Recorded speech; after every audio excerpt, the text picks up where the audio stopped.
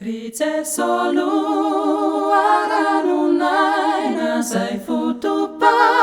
soavana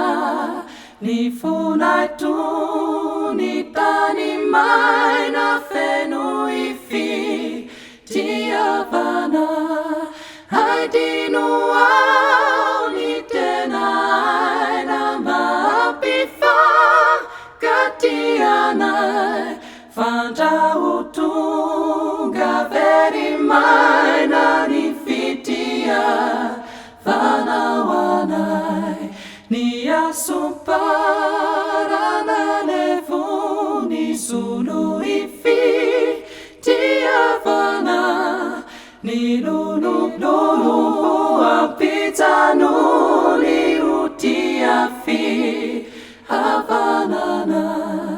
ny fomalaky mankala ovayoti anamana ampianana roalala ny didipitiavana toroisi ampianaro ny fitiavanao zay pianitsary tsara ovelaro ny fonaomba hoitanay mba hotarafiny tokoa ny fonay mbola maizina kasagny